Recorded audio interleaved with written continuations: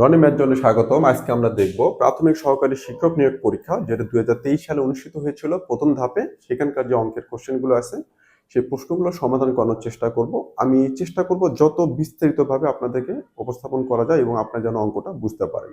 আমি বলবো না আপনাদের এটা 2 সেকেন্ডে এইভাবে করে, 3 সেকেন্ডে এইভাবে করে, এইভাবে না।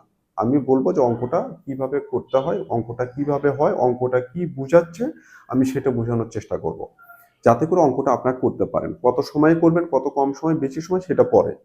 প্রথম চিন্তা থাকে আমার যে আপনারা অঙ্কটা আগে পারেন। দেখেন যে একটি গাড়ির চাকা প্রতি মিনিটে 12 বার ঘোরে। কয়বার ঘোরে? 12 বার ঘোরে গাড়ির চাকা।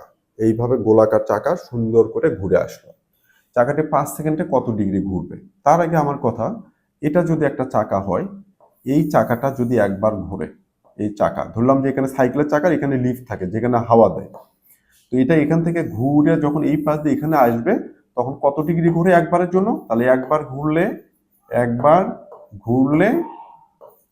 ঘুরলে 360 ডিগ্রি অতিক্রম করে। 360 ডিগ্রি কোণ অতিক্রম করে।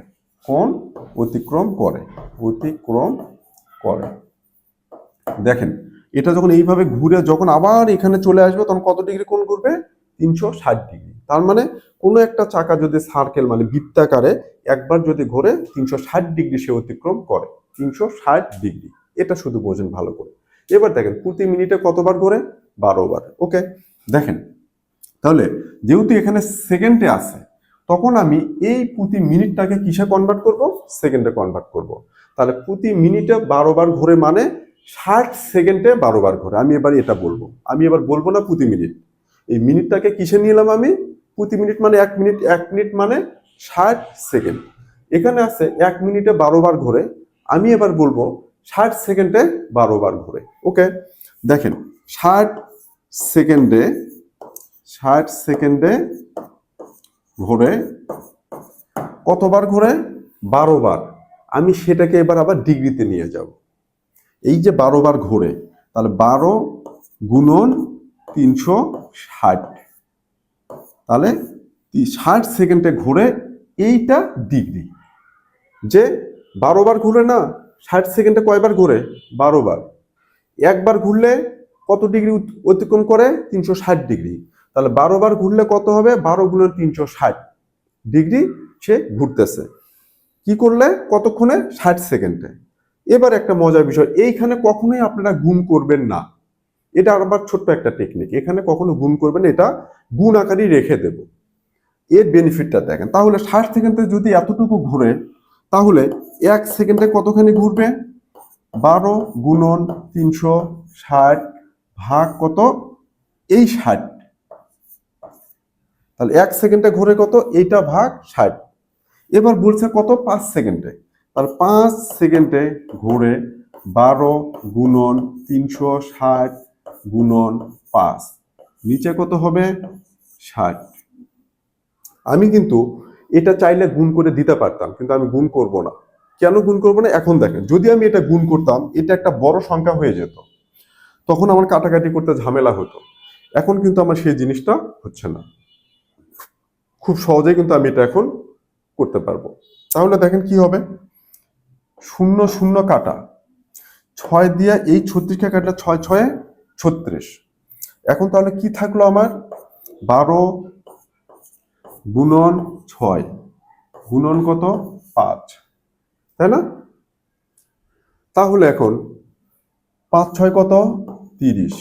30-এর সাথে 12 গুণ করলে 3 12 36, আর এই শূন্য কত ডিগ্রি ঘুরবে? 360 ডিগ্রি। তার মানে সে 5 সেকেন্ডে কতটুকু ঘুরবে? 360 ডিগ্রি। এইবার এই অঙ্কটা আমি এইভাবে করলাম, আরো সহজভাবে এখান থেকে করা যাবে, সেই বিষয়টা নিয়ে আমি এখন আসব। কিন্তু আমি যে এটা করলাম, এই অঙ্কটা এমন ভাবে দিয়ে দিছে যে খুব সহজেই ঘোরার সংখ্যাটা বের করা যাবে। কিন্তু কথা হলো, যদি আমার এই সংখ্যাটা এই সময়টা যদি চেঞ্জ করে দেয়, তখন কিন্তু আবার এখন এরপরে যেভাবে করাবো সেইভাবে কিন্তু করা যাবে না। এই জন্য আমি বেসিক সহকারে বিস্তৃতভাবে আমি করে দিলাম। আপনার এটা যেটা করে দিলাম, এই অঙ্কটা যদি লিখিত পরীক্ষাতে আসতো, তাহলে আপনার সুন্দর করে এইভাবে দিলেই কিন্তু আপনি ফুল মার্কস পাবেন লিখিতর জন্য। আর আমার চেষ্টা থাকে এইভাবে প্রথমে আমি অঙ্কটা বুঝাই দেবো, তারপর আমরা শর্টকাটে করে ফেলবো। এখন দেখেন আমি এটা আরো শর্টকাটে কি করি। এবার আমি প্রথমে ঘূর্ণনের সংখ্যাটা বের করব না, যে কত ডিগ্রি ঘুরলো সেটা বের করব না, আমি বারই রেখে দেব। তাহলে প্রতি মিনিট মানে কি 60, 60 সেকেন্ডে ঘুরে কত, 12 বার। তাহলে 1 সেকেন্ডে ঘুরবে কত, 12 নিচে 60 বার।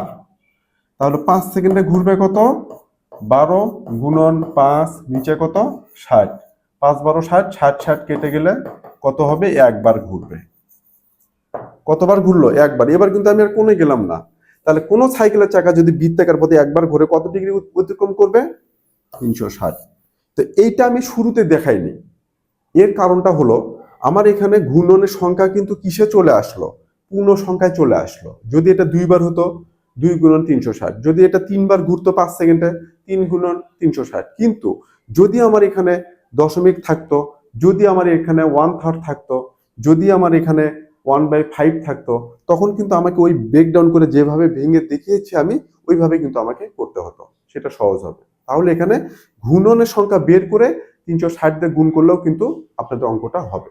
বা শুরুতে আমি এটা যেটা দেখিয়েছি এটা হচ্ছে একদম বেসিক বিস্তৃত ভাবে, যেটা লিখিতর জন্য বলেন, কোনো পাবলিক এক্সামের জন্য বলেন, যারা 9 10-এ পড়ে তাদের জন্য বলেন, সবার জন্য ওই জিনিসটা প্রযোজ্য ছিল। তো আশা করি বোঝাতে পেরেছি। যদি ভালো লাগে লাইক কমেন্ট শেয়ার দিয়ে পাশে থাকবেন। ধন্যবাদ।